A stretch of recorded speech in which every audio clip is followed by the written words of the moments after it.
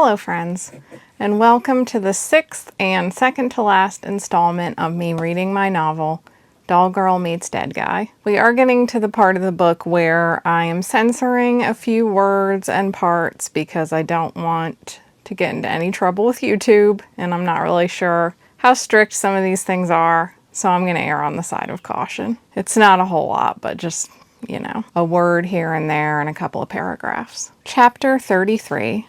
What have they done to you? Or did you do this to yourself? Arn struggled to pull Euston up fully onto his bed, shoving him onto his back so he could see his face and take his hand. You're so cold. Even though Arn said he thought of Euston every day and that the general saved his life, he didn't seem inclined to emotional displays. It was clear that Arn was overcome now, clutching Euston's hand and finally pressing his lips to the cold fingers. Please come back. They said you had a few more days, and you do keep your word. He bowed his head, his shoulders shook. Sorla backed up against the wall, trying to make herself invisible. Sorla knew her bakery job was over. She had nothing else to offer. She would have to find work in the Vendiri Ashi, and that would probably be fine. Then she remembered that the real point of this wasn't her job, of course. It was the war, for fate's sake.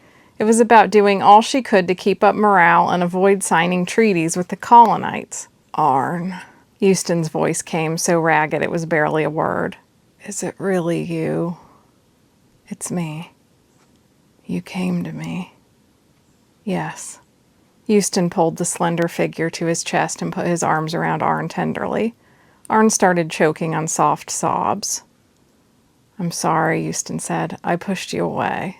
No, you were wise. You didn't want to keep me because you always cared more for my welfare than possessing me. But you wanted to say yes, Hilary, and I felt all my obligations. Now Sorla was quite sure Arn had not told her the entire story of his relationship with Euston, and that Lady Vinivora hadn't known it either. She definitely felt she should leave them alone, and she quietly opened the door, although being a door, naturally it let out a slow and agonizing creak.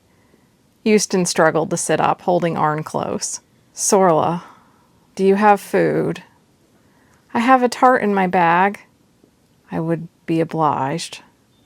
He's asking for food. He's actually asking for food. Did this actually work? She didn't dare hope.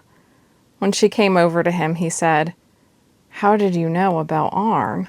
I asked everyone if there was anyone you'd ever loved. Goddess, you must have talked to Trova, Euston said, between two bites of tart. Even the food couldn't bring any color to his deathly pale and sunken cheeks. He was the only one I told that I don't know. I refused to admit how I really felt about Arn back then.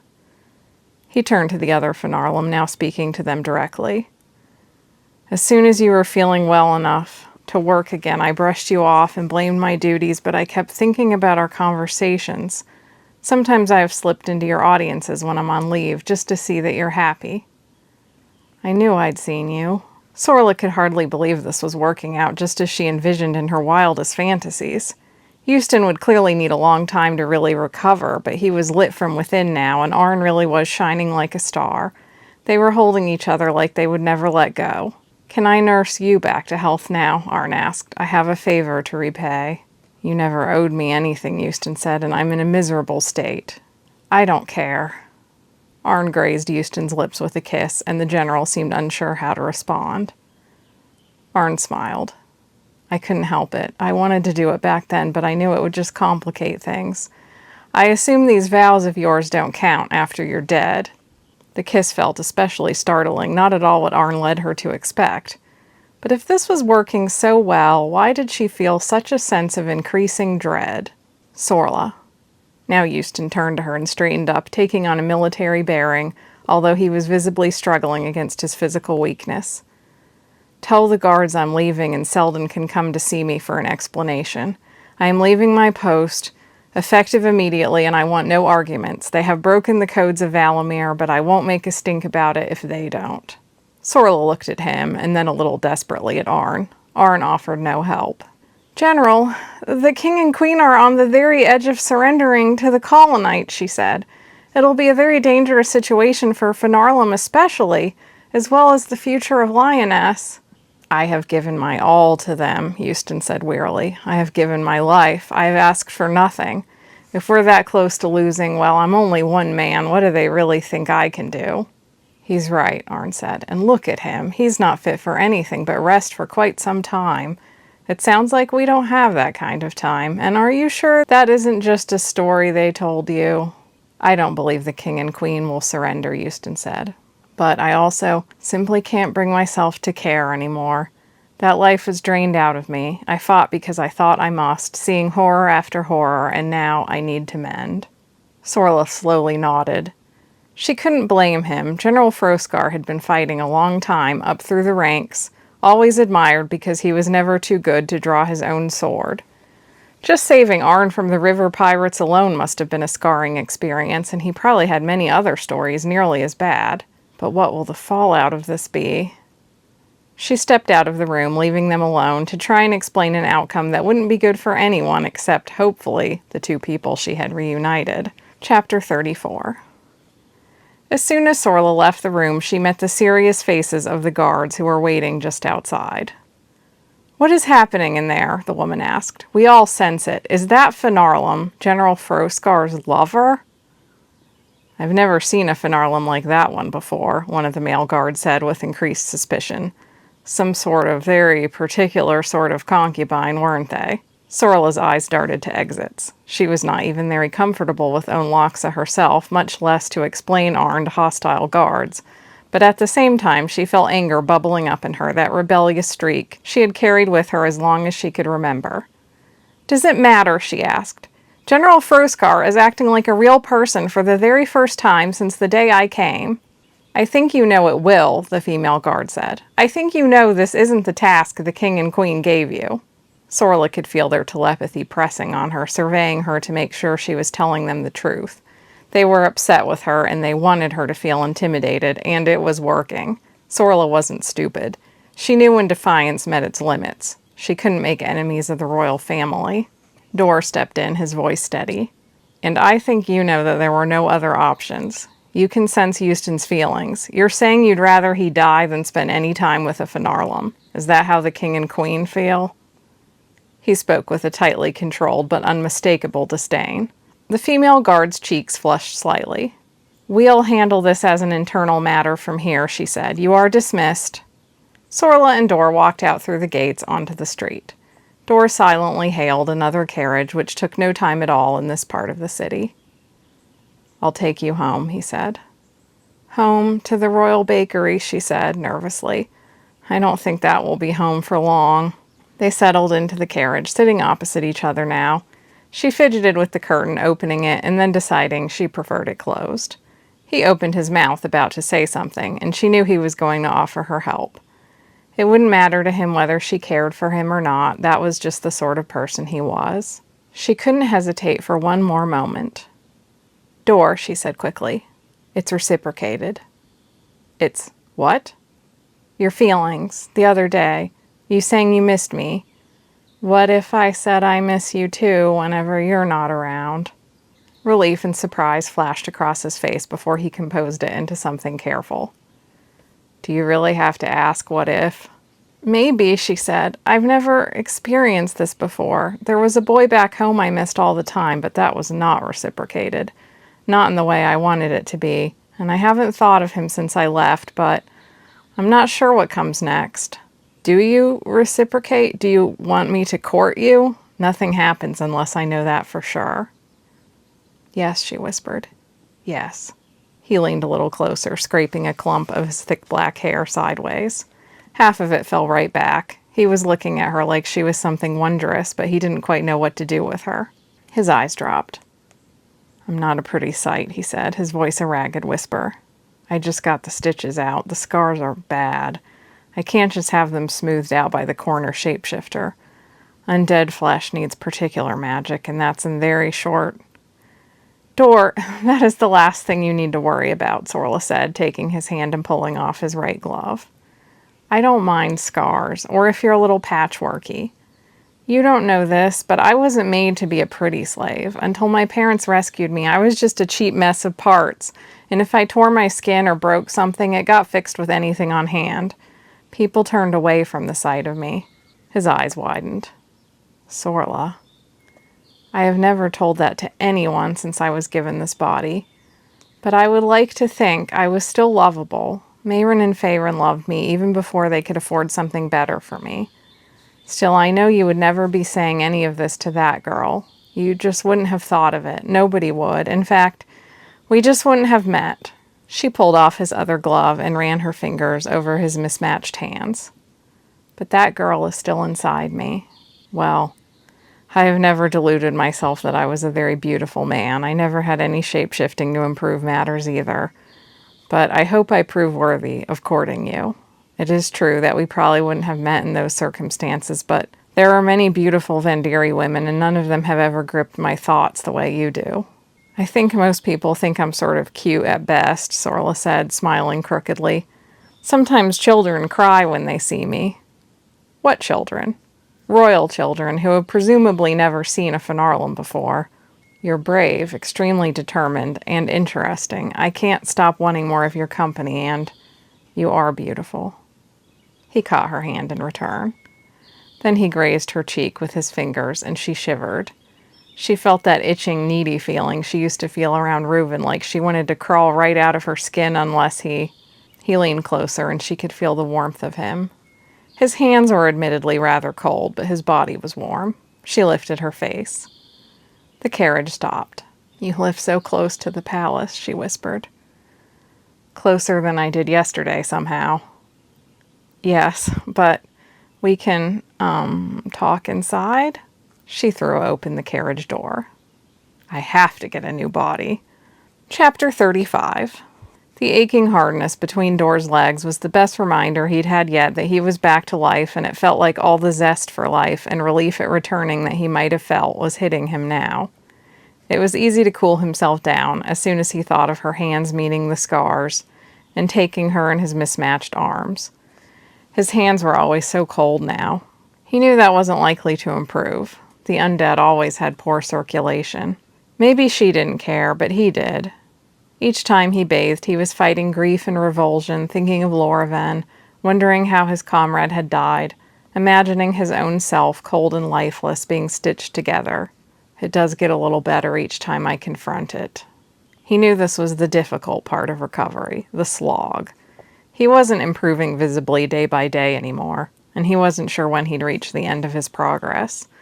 Una and other neighbors just seemed to see that he was back and doing fine, but it was his life, so he noticed every failing, from how tired he was at the end of the day to how his toes turned blue on colder days, unless he put them right by the fire and rubbed them back to life. When he forgot the tonic one morning, his heart rate slowed down and the color drained out of his face. Sorla should be courted with patience and care anyway. I should go very slowly, and if I go slowly, maybe by the time she touches me, I can handle the sight of myself. Sometimes she seemed far beyond her years, but there was also a childlike side to her and clearly no experience with men. He wasn't experienced either, but he suspected he knew a lot more. He didn't want to take any advantage of her. Above all, she always needed to feel safe with him. He could still feel the soft touch of her small fingers on his when she had taken off his gloves. He was shocked by the news that she had once been the sort of Finarlem that was just patched together. It was an uncomfortable thought that this girl could ever have been that alone, given so little. From the first time he saw her, her spirit shone so bright that he wanted to think he would have noticed her no matter what she looked like. But she was right, they wouldn't have even crossed paths. Although the Miralem didn't usually offer very good jobs to Finarlem, it was a given that their employer or a charitable religious group would get them a more dignified body right away, glossing over that past. He showed Sorla in the back door toward the upstairs, but Una intercepted them from the kitchen. "This must be Sorla, finally!" she exclaimed. "Oh, gods, you're adorable! So what are you two doing?" She folded her hands together under her chin and swayed back and forth a little, her black dress rustling, looking like a cat who'd caught a lizard. "Una, we've had a day," Dor said. "I'll tell you about it later. Let's just say we may have initiated a minor apocalypse." "Oh, but if there was ever a time for you to become a dignified Vendiri lady, this is it." "I am a dignified Vendiri lady." Una did straighten up and stopped her little waltz of glee. I'm excited to meet the girl you've said so much about and supportive of whatever you need. I'll be in the kitchen. She started to turn away and then hastily added, Do you need anything? No, Dor said. We never do. All right, Una grumbled. Your sister seems fun, Sorla said once they were out of earshot. Una can be both exuberant and prissy, and she may give you whiplash, but yes, she is fun, he agreed. I love her for her many good qualities, but sometimes I also want to drown her in the well. Is that how the Vendiri express affection, talking of murder, because I can tell you do love her? You're picking up on the cultural vibe here, I see. I think it would be wonderful to have a sibling, Sorla said, and I can't imagine seeing someone without getting to know their whole family, too. Is that so? Because I was thinking I'd put that off for 10 years or so. They're not that bad, are they? I hope not. It's just that I am by far the most low-key member of the family, and sometimes they exhaust me. He shook his head. They were in the parlor now, passing the altar of bones, before coming to the sofa, matching chairs and fireplace. He moved a book, a stained and empty teacup, and a cloth mouse toy off of the furniture. Sorla paused at the altar. Well, there's some of the family right now, he said. I apologize for the macabre decor. Will your family have problems with me? Sorla asked. Of course her mind must be lingering on the cruel words of the Miralem guard. No, he said, glad he could reassure her of that. Our religion is all about tampering with life and death. There are no taboos or judgments against Finarlem in our holy texts. I'm not very religious, but it influences us all. No one has put any thoughts in my head or Una's or any of my friends that it's wrong to bring people back or even to manipulate souls, if one's intentions are good. In short, Finarlem are considered both equal and moral. You don't even think it's wrong to create Finarlem children? Are we already having that conversation? He asked. No, I didn't mean it like that. I was really just curious because it's hotly debated among Finarlem, but someday, in theory... Don't worry, I don't think anyone should have children hastily while they feel like this. This? He drew close to her again. Oh yes, he would court her carefully and slowly, but he still wanted her close. He wanted to feel her touch again and again. Not long ago, I wished I had just died, and now I feel like the happiest man in the world when you walk in the door. On a practical level, I know no one feels like that forever. But if we're lucky, it'll turn into something better, something that lets you know you're always safe here. Yes, like my parents, Sorla said. She held out his hand and touched his fingers to her palm. She curled her fingers around his. Whatever happens from here, you did the right thing, Dor said. And if the royal family doesn't appreciate your hard work, there will be better opportunities. I'll help you as much as you want me to. I hope it was the right thing, she replied softly. I hope I didn't put Arn in danger. They chose to go. She nodded. Thank you for all your help. I probably should go back to the bakery tonight so I can explain this to Wrath. Are you sure? He didn't want to let her go. Yes, Wrath will have my back. I need to feed and cuddle Blueberry. He couldn't argue with that. Will you come by tomorrow? I'll close up for one more day and take you somewhere. Get your mind off things. Will you take me on a tour of your neighborhood? Does the temple have bones inside or just outside? Oh, if you want a properly morbid Vendiri date, I'll give you one. I do, just no fleshy corpses. Only your tour guide. Then I can't wait. Chapter 36. You have hereby been terminated from the services of the Royal Bake Shop of Magical Confections. Please vacate your assigned housing by the end of the day. The official letter came the next morning, and it was signed by the King and Queen, not Seldon. No mincing words there. The coldness of the letter sent a matching chill down her entire body. What bastards, Wrath said, not mincing words either. She ended up telling him the whole story, and he was red with anger. Those royal bastards! Froskar was ready to die, and you went above and beyond your duties to find some reason for him to keep on going, and all that fuss, because what? They want to tell their hero who he can spend his time with? I'd like to see our useless, weak-brained king and queen lead an army.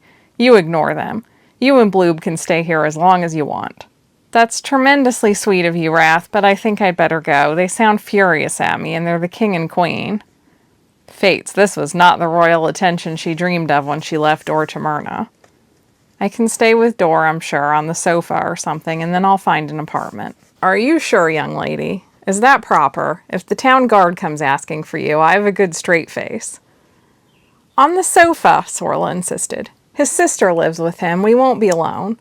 And the next day I'll talk my way into a job at the Vendiri bakery. If not that, then somewhere. I'll even wear all black if I have to. I have money for a place, don't worry. Well, I'll write you a glowing reference. Wrath spent an hour writing this damned reference, driving her to absolute fits of nail-biting by acting like it was nearly done, then suddenly scratching it out and writing it fresh. But he had been an excellent boss, and she was sorry to leave so soon.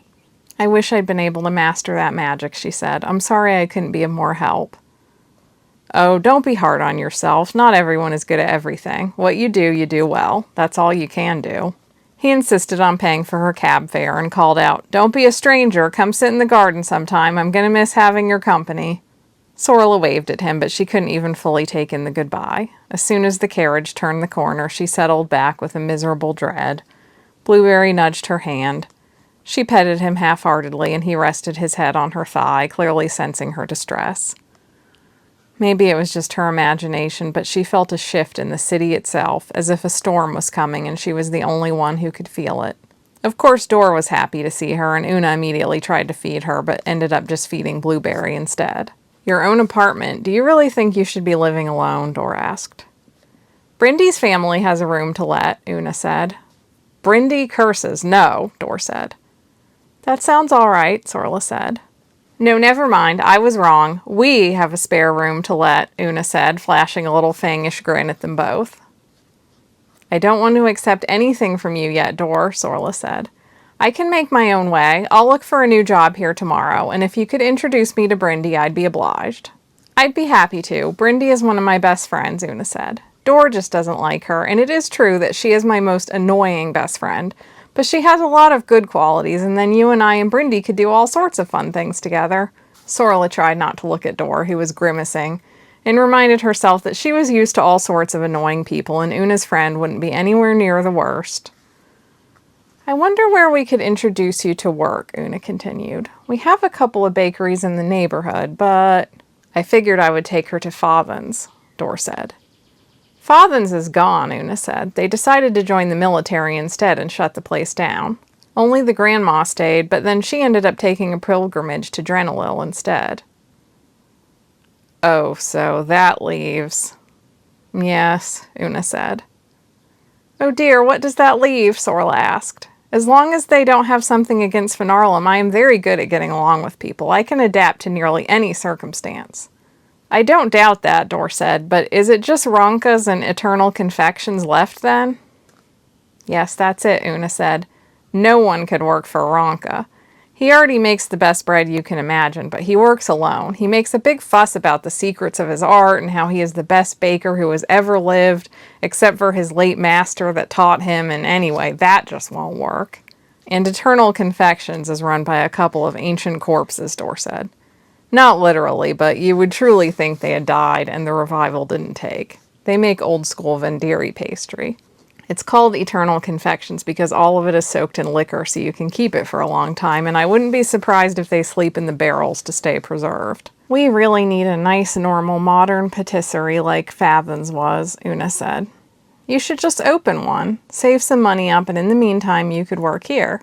I want to make my own way and not rely on your kindness, Sorla said. If the bakeries won't have me, I have experience with butchering. Butchering? Dor asked incredulously. I can make cuts out of a whole hog in no time. Una giggled. I can see why you're so enamored with her, she said to Dor. I can't wait for you to bring home a man so I can embarrass you at every turn. You won't. You can't. When I fall in love, he will already know how much I love him, as will I in return, because I intend for passionate love letters to be an integral part of the courtship. We'll see. He glared at the door. I think I'll spend some time by the fire. And Sorla can join me, and you can do absolutely anything that involves being in a different room. So cruel. All right, I understand you want to... She puckered her lips and tapped them like she was pointing at a kiss. Dora balled a napkin and tossed it at her face, and she caught it and flung it back. Dora left his chair and held a hand to the doorway with an aggravated sigh. "I'll see you tomorrow, Una," Sorla said, finding it all rather cute, since she had never had siblings, but when she was young and was the companion of little Cora and Alora, they often played and fought in similar ways. Of course, looking back, Sorla had not been treated the same as Cora and Alora, and had to watch herself more, but when she was that young, she didn't know any other way of being. Dora gave her a crooked smile that seemed half apologetic, but there was a glint of pride in his eyes, too. He did love his family. "Your independence is one of the things I admire so much about you," he said. "No matter what it is, you always try to manage it on your own." "Yes, even if I fail horribly. But I wish you'd stay here," he said softly, drawing her close to the sofa. He put a hand on her shoulder and then ran his thumb along her collarbone. It seemed almost absent, but it was making her antsy. Then he drew away to leave her at the sofa while he put a couple more logs on the fire. "It's true that we've barely begun," he said, "but maybe we'll enjoy living together, and we just won't stop. If it goes wrong, move out then. If something happens in the night, like an air raid on Lioness, I want to know where you are." "That is a good point," she admitted. She knew Otari and other border cities had been attacked in the night by the terrifying flying machines that were too high and too fast for all but the most skilled telepaths to reach. The Colonites had their own sort of dragon now, and unlike real dragons, they could keep making more. It was a suicidal mission for the pilots, but that never seemed to be a problem when the Colonites preferred suicide to war wounds. "Is it appropriate in your culture?" she asked. "If I live here?" "Well, we're not having accidental children. And don't get me wrong, I don't want to rush this relationship. I'm just genuinely worried." "Me too. I'm scared I made things even worse," she admitted in a whisper. "You saved Houston. You can't control it from there." Satisfied with the fire now, he reached for her, and then he stopped and took off his gloves. He touched her cheek. "Oh yes," she thought. "This is what I dreamed of with Reuven, and all I got were little teases. I never knew exactly what he was really thinking. He was always hurting me without even knowing it, protecting me for a flash, and then withdrawing with a teasing grin. No wonder I never liked being protected. But Dor means it, doesn't he? He wouldn't just slip away once the trouble was past." Her eyelids sank heavily as he leaned closer, and she put her hand on his, lifting her chin, bringing their faces close together. His hands were cool, but his mouth was warm as he pressed his mouth to hers, kissing her lightly, so lightly. Too lightly. She returned his kiss with more force, signaling to him, hopefully, that he didn't have to be too gentle. She ran her hand across his cheek, feeling stubble and jawbone and heat, and wanting more of him. He plucked at her lower lip with more force. As he kissed her, his hands moved to her chest, urging her closer slowly, and then he suddenly pulled her right up against him, and she felt that he was hard and breathing heavily. Her skin was tingling all over, but she was painfully aware she didn't have anything to meet him with. His pelvis was hot and hard, grinding against her stomach as he kissed her again, and she knew she was supposed to have that feeling too, hot and focused. Her body ached for it. "I have to see Mr. Trinivell again tomorrow and spit it out somehow." That was when he pulled back, catching himself, and she knew he was thinking of his own wounds and scars. "Too much," he said. "I'm sorry. I'm not making a good argument for you staying here.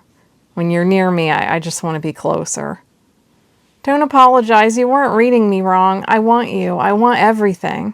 She slid a hand to his neck and behind his collar to his back. She felt him tense. "I'm not afraid of your scars and your mismatched parts," she said. "I know you don't really want to see them or think about them the way you have to think about a body when you use it this way, but let me help you. I know all about changing bodies and parts and stitches and ugly bits. What would it say about me if I was afraid to look at you? A long time ago, when I was ugly and enslaved and had no one to love me, I decided I was worth something anyway. I was good at what I did and determined to keep going, and everything else was just a shell." "You were right," he said. "You truly are worth something. You're quite a woman." He pulled her closer again. Sorla couldn't remember when anyone had referred to her as a woman and not a girl, and she hadn't realized how much that word alone could be so exciting. And you're quite a man yourself, she said. I yelled at you for protecting me, but I didn't give you credit for always treating me like we're on the same footing. It's such a simple thing that when I'm with you, I almost forget that other people don't do that. And I yelled at you for defending the enemy, but I realized that is part of your character. You see everyone as individuals first, not as their culture or race or status. That's hardly unusual, and I should hope it's not really worthy of praise. I don't think you realize how bad most of the world is at it. I don't really see colonites as individuals first myself. I get so mad at the very thought of them, but Faerun was a colonite, and so was our family friend Kessely, so I can't take credit for that, he said. But I appreciate the attempt to claim I'm in any way remarkable, and not just a boring local apothecary with an unmedal-worthy record of military service and bad dreams.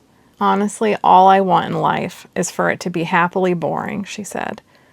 But the world still needs us just the same, and I need you, Sorla. He kissed her again, and now both his hands went to her waist, and he pulled her close, so close that his heat was her heat, and it still wasn't enough. Her fingers twitched to pull off his shirt. But I do have to take care of some business first, she said reluctantly, before I can have you.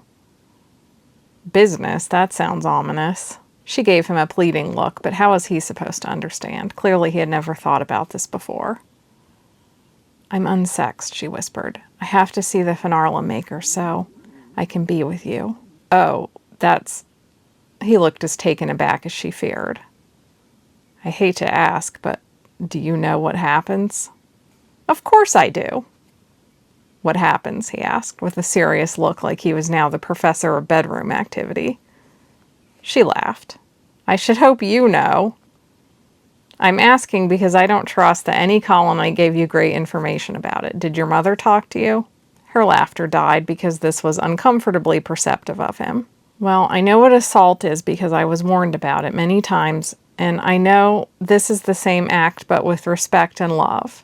They're not at all the same, he said, looking unsurprised and gentle. There is a lot more to this with someone you love than just that. It'll be my first time too, so... It will? I certainly don't have any old girlfriends knocking around. Do I seem the type? Back home, I mean, in the colonite lands, men always see a perfume woman when they come of age so they know what to do. I don't know why I thought you'd do that here just because you're a Darmon. No, it'll just be the two of us figuring it out. I have certainly read some literature, however, so I know where to touch and kiss and nibble that you'll probably like best. Although you can answer that better than a book in the end. Oh, well, I haven't read anything, so I will have to start from scratch figuring out where to touch and kiss and nibble you. Gods, he muttered, don't even say those things yet. She grinned. I feel much better. It's so nice to know you've never been with some experienced lady before. We don't want anything to do with those customs here. I do like it here, Sorla said, leaning more heavily against his chest. I'm glad. Suddenly his arms were around her again, and he was holding her close, and she realized just how much fear there had been deep inside her. She knew how good love could be, because she knew her parents had that. But actually allowing her body those feelings and possibilities, it felt wonderful to be close to someone and want to be closer still, and not to feel any misgivings about it the way she always had with Reuven and Seldon and everyone else. If the colonites come back, she said, if they come here, I'll always protect you from them, he said, and his voice was still a little raspy, but instead of seeming sickly and alarming, it was comforting. I swear it. If there is ever a moment you can't protect yourself, I'll be here. Okay. She shut her eyes against his chest. Tomorrow, let's get you your new, taller body, and then how about I take you on that proper date? Perfect. He pulled his feet up onto the couch, and her with them, and she slept together with him for the first time, more like a cat than a lover, draped over his body, soothed by the sound of his breath. It was a good sleep, and there were a few perks to being so much smaller than him, while it lasted. Chapter 37. Would you prefer if I wait outside? Dor asked her as they stood outside the Finarlan body shop. While Sorla was staring at the sign, feeling extremely anxious about making such big changes to herself, even when she was sure they were right, a Finarlan girl came along selling flowers. Just one bit for a tulip, sir and miss, she said, her eyes huge and imploring in a somewhat cheap face. A bouquet for one elan. Sorla didn't need or want a bouquet of tulips, but she handed over the elan, feeling that she had no choice. She couldn't say no to a Finarlem girl, even though she suspected this girl lurked in front of the shop just to take advantage of this guilt. As soon as Sorla had an armful of tulips and the girl had her coin, she scurried right off and Sorla sighed. Come in with me and don't let me leave without telling Mr. Trinivell everything I need. I'm feeling very tongue-tied. Would you like me to hold those? He asked. I'm sure Mr. Trinivell hears all kinds of requests every day. Finarlem can be anything, and I'm sure if flesh and blood people could be anything, they'd change things too. She opened the shop door and her eyes immediately flitted to the taller body on display, thinking that it did feel just right. A moment later, Mr. Trinivell appeared from the back and his face lit up. Sorla, I'm so glad you're here. Goddess, am I excited. I hope you're as excited as I am. Your father. My father what? Sorla asked, but Mr. Trinivell was rushing off to the back again. He returned with a scrap of cloth in hand, looking as gleeful as grown men were possibly capable of. Look at what he sent me. Feel this skin. Sorla ran her fingers along the sample, and it made her own skin seem rough in comparison, even though she had a high grade of material and spell work.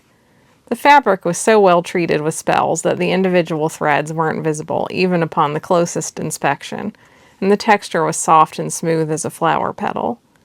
He handed it to her, and when she took the scrap in her hands as a piece, she could feel how supple it was, almost more like the very finest kid leather money could buy. What is this? She asked. It's regular, medium-grade cotton skin treated with the spell your father sent. When you soak it in the spell, it comes out like this, softer than anything I can offer, but also entirely waterproof, and so strong that if it was any stronger, it wouldn't take the needle, but it does. You can still hand mend it, but barely. And it's cheap. He said he can make a whole vat of it for 5 elan. Feyrin did this? Well, he's been working on it for years, as you know. Yes, but there was always something that didn't work at all. That's potion making for you.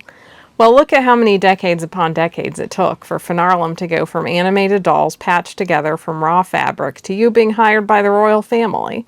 Every subtle expression on your face is because a potion maker spent years and years trying to improve Finarlem. But while the Daramon potion makers only wanted aesthetics for their own selfish purposes, I think you're holding the first piece of a new era. With this skin, rain and spills are no longer a danger, and it's almost impossible to accidentally cut or tear. This is a functional improvement, first and foremost. I see that. I don't believe it, but I'm touching it, so it must be real. She held it out to Dor so he could feel it. She nearly wanted to skip out the door and tell the entire street that Grau had made this. When will it be ready for sale? For you, right now, if you want it, and I won't charge you anything, because in all honesty, you will be a bit of a test. Of course, if something doesn't work out, I'll make you a new body, also free of charge. If this does work, your father and I will discuss larger scale production here, and a nice cut of the profits for your parents. He sent enough for that, for me, and what if I want a taller body? Yes, we should still have enough. We do have to make it custom, so it will be about 6 weeks, but you can have any alterations you want. 6 weeks, well,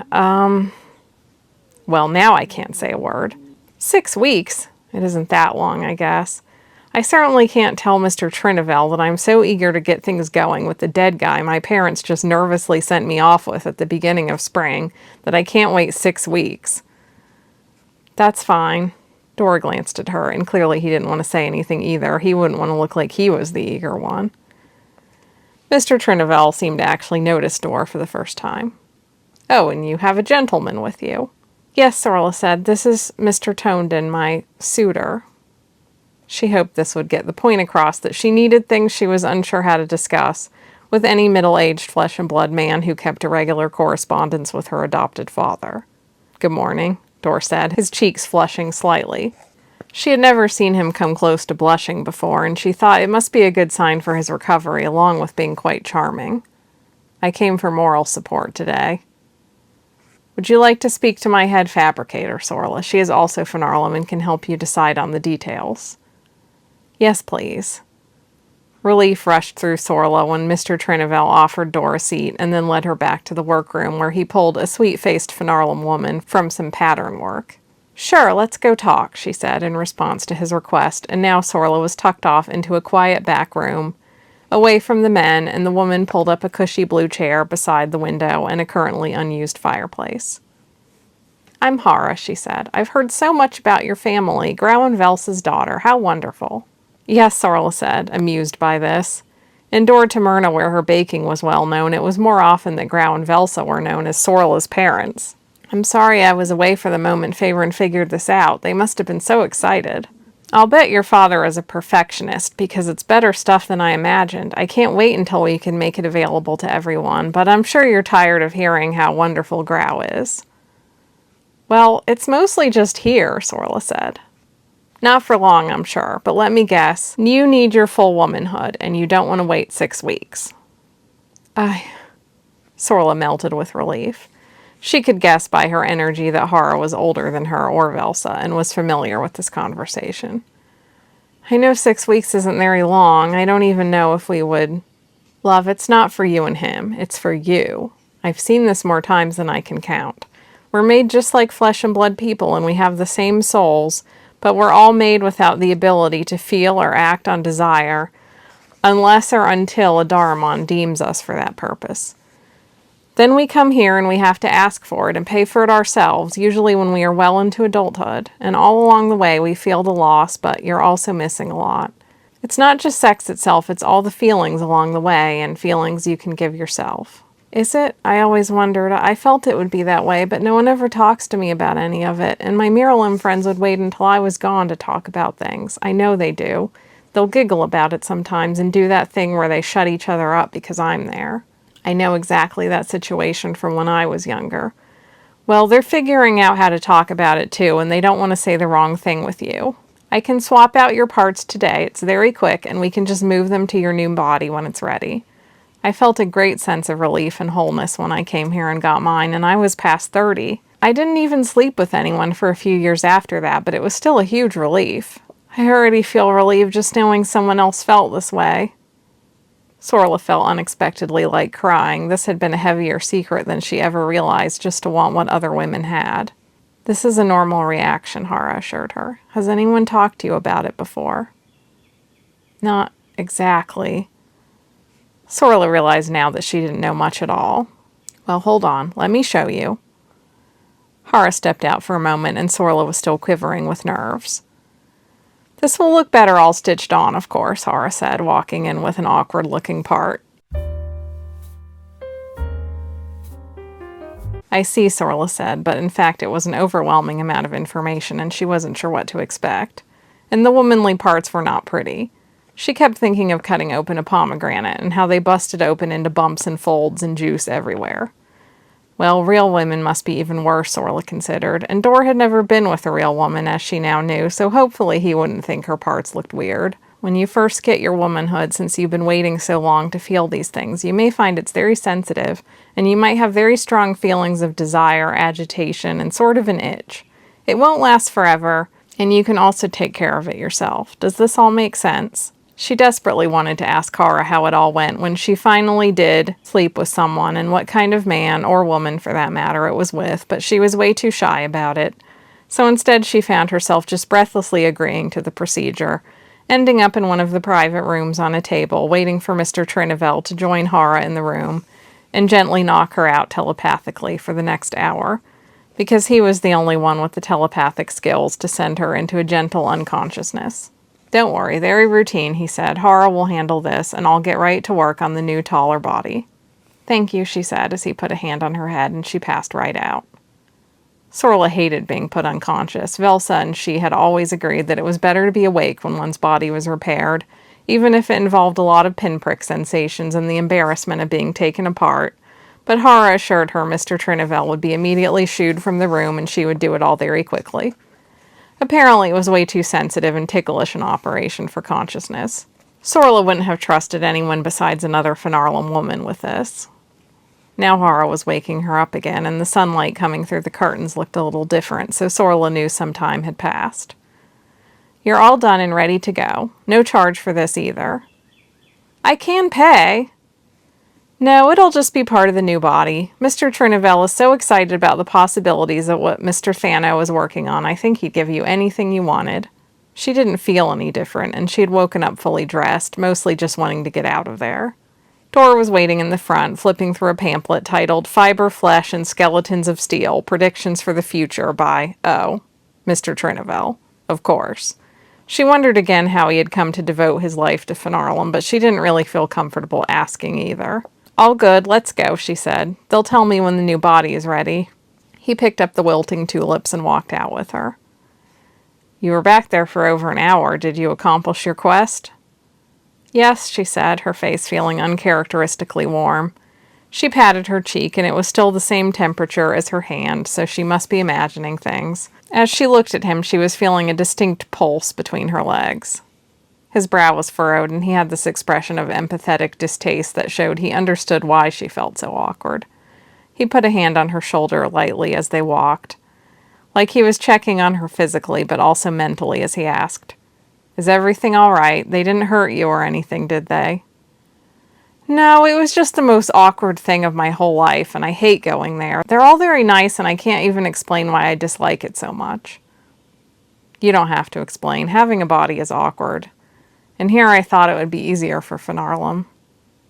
And I thought it would be easier for flesh and blood people because you're normal. Normal? Well, you can't possibly mean me.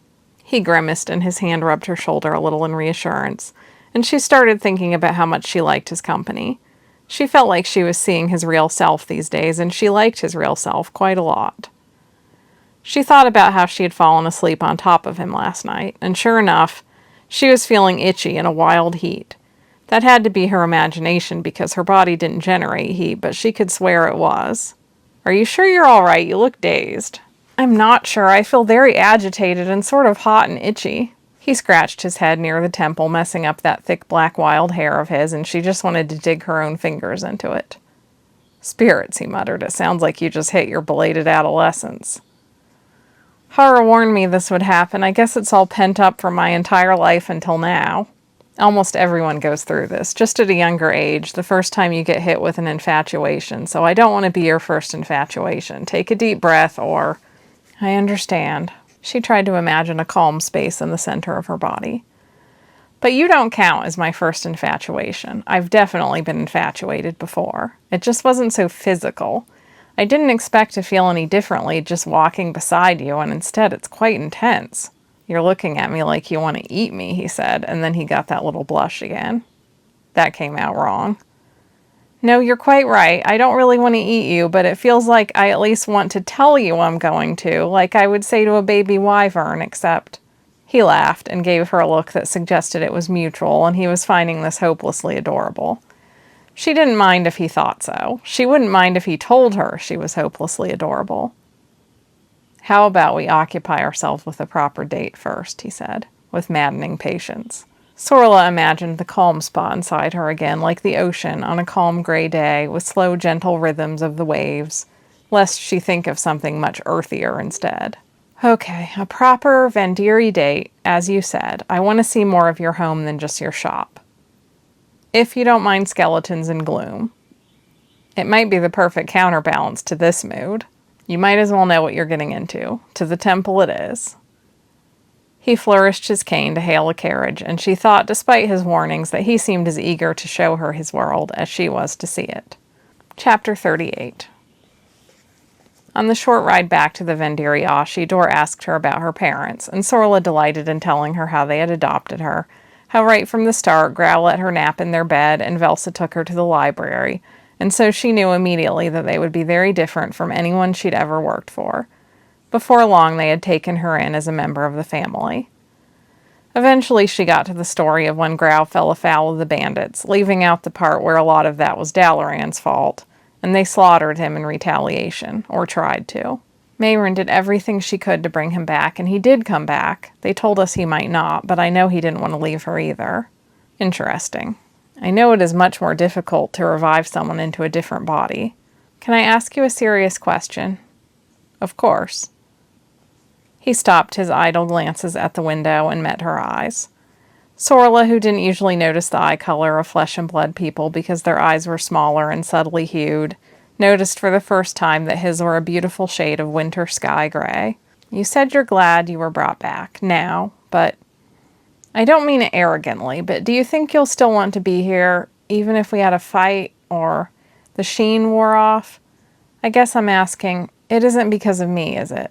I decided I wanted to be here when I heard you were off with the prince, he said gravely. When I thought I might never see you again. I hadn't been home in a long time. I've also changed, and the place I thought I didn't want to be feels more like home now. So no, it's not because of you, although you certainly don't hurt matters. You were the spark, shall we say. But now the fire is going along. Just checking. The carriage slowed to a stop, and he took her hand. Don't worry, he said. I do want to live, Sorla. One thing I realized through being away and then talking to you is that there are a lot of things in my neighborhood, my culture, and religion to be proud of. Even if I could still have children of my own, I know my parents wouldn't put up too much of a fuss over you. Before I left to go fight, I mostly just saw the things I didn't like, the stricter elements, the emotional distance we sometimes have. I always thought I wasn't much like other Vendiri, and now I realize I wasn't that special, I was just young. His gray eyes were serious. This place isn't perfect, but it is my home, and there is a lot of acceptance and kindness in our ways, too. I want to show it to you today. He stepped down from the carriage, and she hopped down with a grip on his hand, and they were in front of the temple. For the first time as he said this, Sorla realized that if she wanted to live in Lioness, and she kept growing closer to Dor, until they reached an inevitable conclusion, then this would be her home. Not just Lioness, but this particular pocket of it, among the worshippers of the death gods. The Vendiri temple had a steeply pitched roof with heavy eaves, the points adorned with elaborately carved spirit beasts. Although stylized, they could be identified as wolves, dragons, owls, and other creatures, with fanged grins, sharp beaks, and eyes of precious stone. They were a bit fearsome, but also endearing. Whoever carved them walked a careful line between the two. Under the eaves, protected from rain, the exterior of the building was covered in bones, every last inch. The bones were shaped around the tall, narrow windows and the big wooden doors. Each opening guarded by a skull, or sometimes a pair of them, twin skulls grinning at one another above the doorframe. A pair of guards watched over the building. Good to see you back, one of them greeted Dor. I figured you were when Una didn't come here to bless your spirit every day. She can get some sleep now, Dor agreed. Who is your lady friend? This is Sorla Thano, a baker from Dor Tamurna. Both guards gave her a small bow as Dor pulled open one of the doors. They were double Sorla's height and groaned at the movement. This temple had surely been here for centuries. Narkala Nomshan. A young man in a black robe greeted them, lighting 2 candles which he handed off to them. Welcome, and reflect in peace. Inside, the cavernous ceiling reflected the steep roof outside, and the entire back wall was a tableau of figures, both statues carved in wood and real skeletons dressed in cloth robes. Candles illuminated the scene, while the tall windows were only slightly cracked for ventilation, bringing in scant light. Sorla's eyes could not look anywhere but the frozen faces of the statues and skeletons, rendered oddly lifelike by the warm, shifting glow of the candles. At the very top tier was a skeleton clad in a black robe, hands outstretched, and holding a lantern in one hand and a string of bells in the other. Just beneath him were 2 statues of dark, beautiful Vendiri women, one bowing her veiled head and the other looking out and holding a beckoning hand to Sorla from her perch on high. In her other hand she held a vial close to her breast. This, of course, was only the beginning. There were 20 different figures across the tiers, each with their own symbols, gestures, and attire that no doubt meant something. Dor looked at her carefully. This place can be a little macabre to outsiders, and I am not very devout. The rest of my family is much more so. You said there are Fenarlim who worship here? Yes, a dozen or so. Mostly the servants of Vendiri families, and one couple who converted. Sorla was studying each figure and how the skeleton at the top seemed to be leading the way somewhere with the lantern, while the lady below him beckoned, holding the hand of her grieving counterpart. There was a skeleton musician and 2 small painted dancers, the 3 of them lit by a lantern on a pole in the hand of another skeleton in a bright red robe. At the very bottom were 2 statues laying down, as if in effigy, Closed eyes and hands softly folded at their chests, but their mouths were almost smiling. It made it seem as if the entire scene was a dream of the sleeping man and woman, with the skeleton at the top spinning the scene for them, and she said as much to Dor. Maybe that's the case. Our time in the spirit world is just like a dream.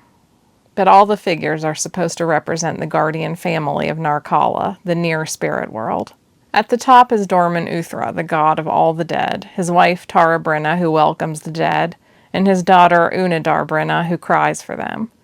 There's Rithin, the keeper of bones. We have a feast for him in February, where all the altar bones get brought out for some air. He pointed to the statue of a man holding a skull that presumably belonged to the headless skeleton kneeling beside him, bowing his headless spine in gratitude. It's a lot to take in, and I'm not sure I could ever be devout either, Sorla said, but it's fascinating. Were you never very religious, or did that have something to do with the war? Both. When I was young, I just wasn't very interested. I'm not the fanciful type. It seemed like one of Una's stories, although I've never met a necromancer who doesn't swear the gods are real. When I was on the front, I didn't want to think about death all the time. Still, the priest told me once that thinking it was all a story was good enough. You don't actually have to think that when you die, Morarith will take you to the house of Dorman Uthra, or that when I came back from the dead, Una Darbrina would actually stop crying for one day, the way the legends say. The stories are just saying that we're all going to die, and when we do, we won't actually be alone. Maybe that's true. It's comforting, at least. Did it comfort you when you were dying? I guess it did. When I really got down to it, I thought of Morarith coming for me, Dorman Uthra waiting for me, and maybe more importantly, I thought of my family thinking the same thing. Like the idea of this god was a link that would bind us beyond death. He arched a brow. How's this going? Still aroused? She burst out a laugh before clamping it down. It helped a little, maybe. It is a rather philosophical topic to balance with wanting your hands all over me. Oh, man. He put a hand on her head and looked at her like he was tempted. We'll move on. He walked back to the door and blew out his candle, nodding that she should do the same. They returned the candles and went back into the light of day. They strolled the grounds, which had a graveyard with elaborate pillars and sculptures of stone to mark the resting places for the bones of all the different clans. The ground sagged and bowed, and some of the stones had tilted along with it. I thought you kept your bones on the altar, Sorla said. Well, not all of them. That would be a lot of bones. True. So how do you decide which to keep? It's written in the Dorathanan, our holy books, exactly what bones go to which relation, and when we die, our bodies go to the bone tender. They strip off the flesh and separate the bones according to the book, burn the name of the dead into them, and then the rest are wrapped in a shroud of silk to go in the family vault. Does your family have a stone here? Of course. He showed her the 6-foot slab of weathered stone, depicting the skeleton with the robe and the lantern on a pole, above the Tondan name, and below that a small locked door. All the other stones were similar, although some had different gods or decoration on them. She assumed the bones were placed in the locked door and wondered if there was a vault beneath each stone. This is the stone of my father's clan, and my mother's is... He took a few steps, glancing back to see if she was following, as Sorla was taking her time looking at the details. I'm not unsettling you yet, am I? No, I'm fascinated. I've never even seen a colonite graveyard. They're only for really rich people there, and the Miralem only have the Venetri groves. If Vendiri Finarlem die, are their bones still kept like everyone else's? I don't know. I doubt the Dorathanan says anything about it, so it would probably be up to the priest. You're certainly welcome to keep your bones next to mine when you die, as far as I'm concerned. He gave her a fond look. This must be the Vendiri language of love. I'd like that. Maybe not the part where some of them sit on an altar, but I think you do have close families here, and even after someone dies, you remember them. I envy that a little because I don't have ancestors. Every family has to start somewhere, he said. His mother's family stone had a guardian wolf carved into it instead of a god, as her family name, Fieraratha, meant northern wolf in an older dialect. A few Venetries, with their smooth white trunks, were placed around the edge of the graveyard, symbolizing death and renewal, even if they were not used to mark individual graves as the Miralem did. Have you had enough of this yet? Dor asked, as they reached the opposite corner, where another intricate gate allowed entry just like at the edge closest to the temple. It has been a pretty heavy day, but anything less and I might rip your clothes off. Definitely not in public, he said, blanching. Do you want any lunch, or should we just keep touring the neighborhood? I don't need lunch, no. I wouldn't mind a cup of tea myself, he said. I don't want any food but yours, but I'm thirsty.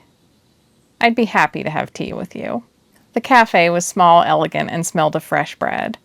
Each table seated no more than 4, and there were only 10 of them squeezed in between a deli counter and the walls with a gray and purple paper and dark wainscoting. All the patrons were ladies in long black dresses with veils pinned back to eat, sipping from delicate china. Sorla felt glaringly bright in her white and red dress, and childish in her knee-length hem and ribbons, although this was standard Miralem clothing. In this setting, she seemed like she'd come from a carnival. An older woman, lovely in a sharp, hawkish way, looked over at Dor the moment he walked in, and then studied Sorla. Sorla braced herself for an unpleasant encounter. Even if the Vendiri accepted her generally, no one was harsher with scrutiny than older women with that sort of face. The woman got to her feet. Dorothan, oh, how fortunate. You're back, and I heard Dalaran was the one to pull it off. I hardly believe that lazy boy was sober enough to actually do some necromancy. She squeezed his arm. And who is this? Bringing a girl to a cafe? Dare I hope dying snapped a little romance into you. He was always such a serious boy. They call me Auntie Mel. Actually, my grandmother was Dor's great-grandmother's sister. This is Sorla, Dor said. She's a baker who moved here from Dor to Myrna. A baker? Well, you can never have too many of those around. You aren't working at Eternal Confections, are you? She clapped a hand to her mouth like she feared for Sorla. No, I'm just looking for a place to work now, Sorla said. Well, I'll ask around for you. Why, it's quite possible one of the restaurants could use a baker. That would be wonderful, thank you. I have years of experience baking for the family cafe back home. We just need to get you some nice black dresses. I'll let you get back to your date. No one wants an old woman meddling in that. She gave Dor's arm another squeeze before rustling off. He looked slightly embarrassed while Sorla couldn't stop grinning. Sorla thought it would take a long time to feel like Lioness was home, but the last thing she expected was to like the Vendiri people so much. Sure, they probably weren't perfect either. She certainly sensed some prissiness, but they all seemed to accept without any dismay or even surprise that Dor was courting her. It was so astonishing that she hadn't even known to wish for it in her wildest dreams. A very serious-looking girl with big round eyes seated them in dead silence, fluttering menus in front of them like fallen leaves. Summon me when you are ready, she said in a low, borderline ominous tone. Sorla hardly noticed how strange their waitress was. The happiness inside her could not be contained, competing with the hot, wild feeling between her legs. She wiggled her ankles, trying to resist an urge to run her legs up and down Dor's legs. I like him. I like his sister. I like his home. I like everything so much that I'm not sure I've ever been this happy in my life. He looked at the tea menus, and she looked at him, and he stopped and looked at her. She realized she was doing a little fidget bounce in her chair. You're so cute, he said huskily, that I can't stand it. So don't, she said. Just drink your tea, and let's go home. She was afraid he was going to protest, to say it was too soon, and he still didn't want her to see his injuries or whatever else, and she could tell all that was whirring around in his mind, but then he put the menu down, held up a hand to summon the waitress back, and said, Okay. Chapter 39.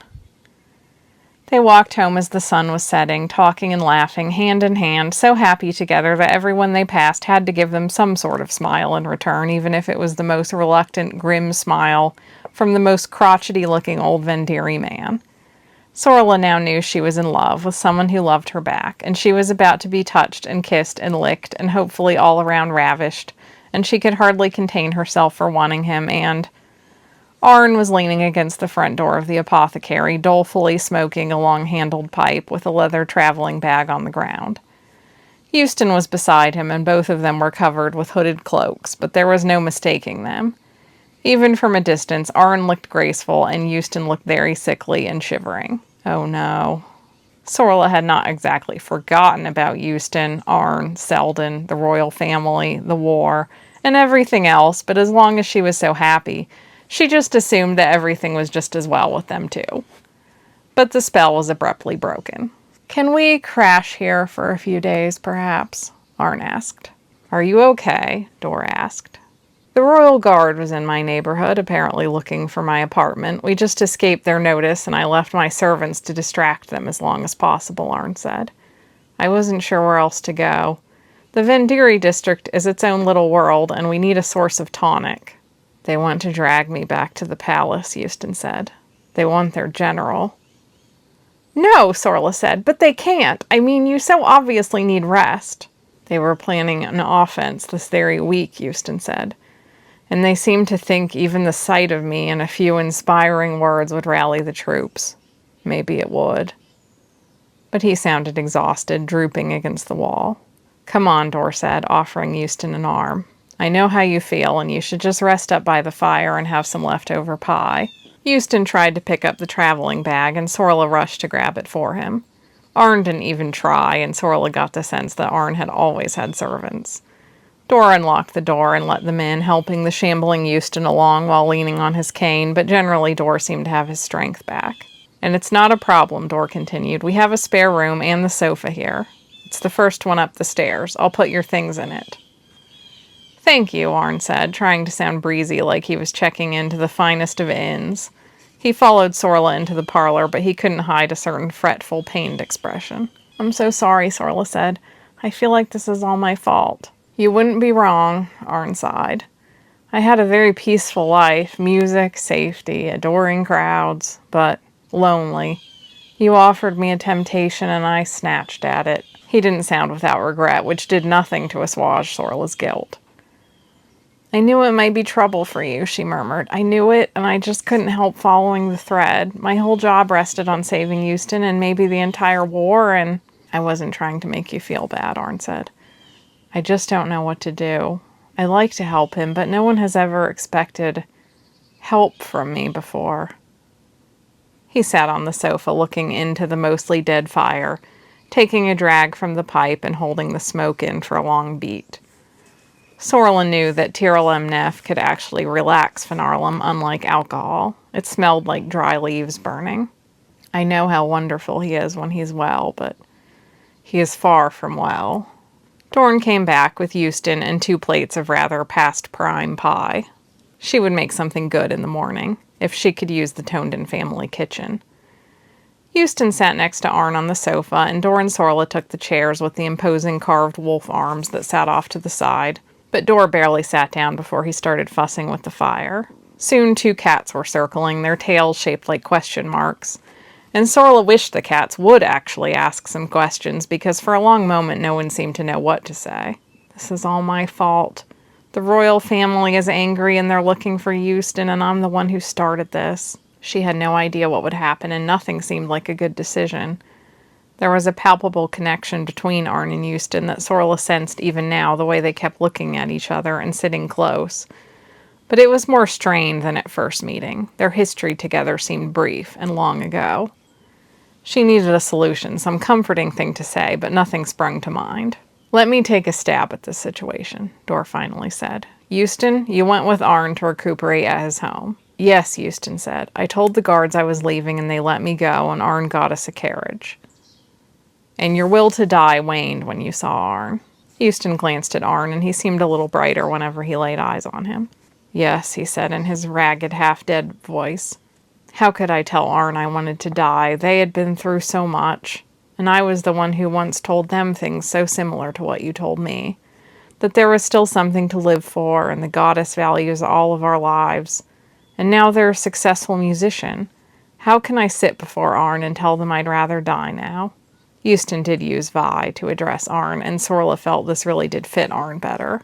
But you don't want to be the general anymore, do you? Dor said.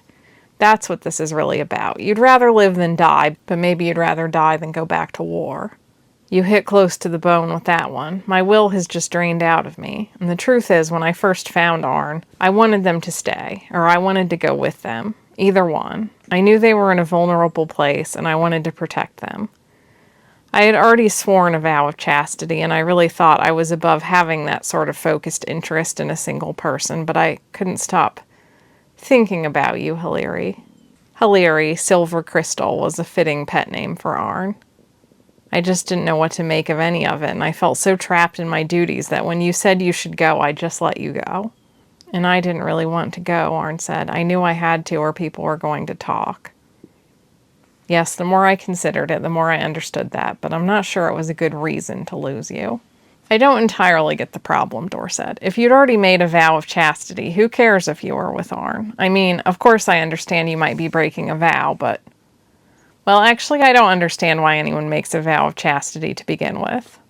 It is said among the scholars that only a person who has sworn off the carnal pleasures can truly live a life of the mind, Euston said. As a boy, it made sense to me. I didn't like that uncontrolled feeling of lust.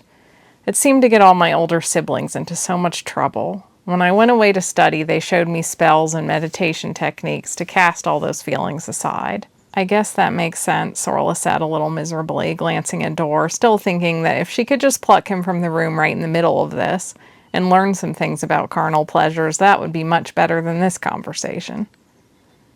And it's an unbreakable vow that you made as a boy? Dor asked. Gods, this just doesn't sound right to me. Not that it's my business. No, it's not unbreakable, Euston said. But among the royal families, women choose the husbands. For normal people, it's about love, but in my rank, we still need those proper alliances. No better than colonites, just the other way around. Young women and mothers choose the marriages, and men don't get much say in it. The vow of chastity among the scholars allows the royal men to protect themselves from an unhappy marriage.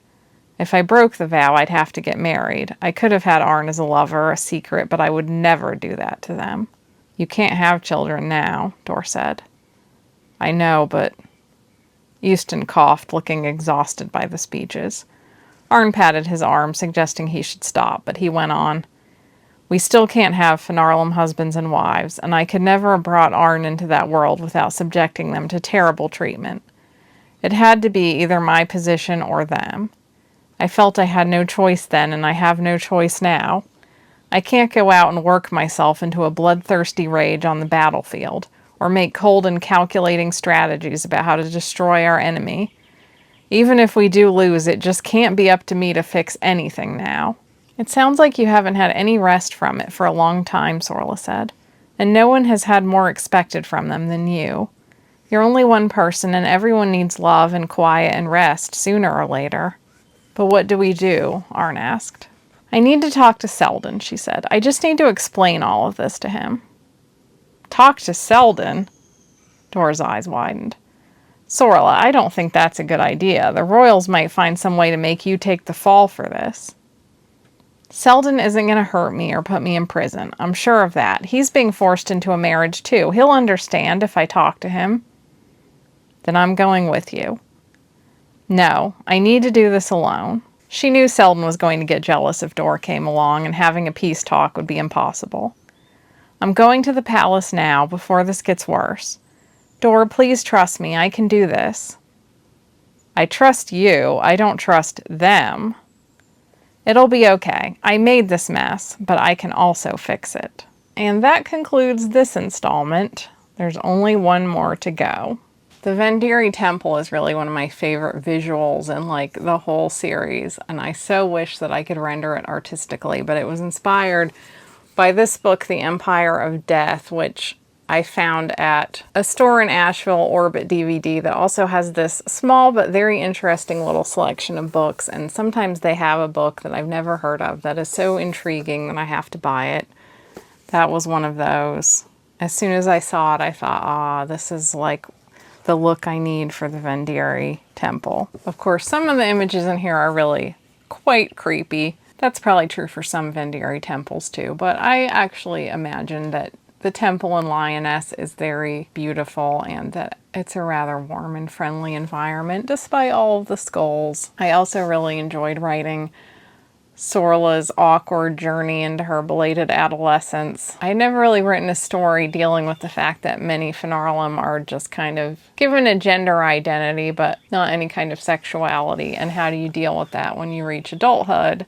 It kind of sums up a lot of all the awkward feelings that everyone feels when they have to deal with adolescence and the first time that you experience the body in that particular way. And if you're wondering what Arn looks like, Arn basically in my head looks like that beautiful anime character with short white hair that is sometimes male, sometimes female, but they all kind of look the same.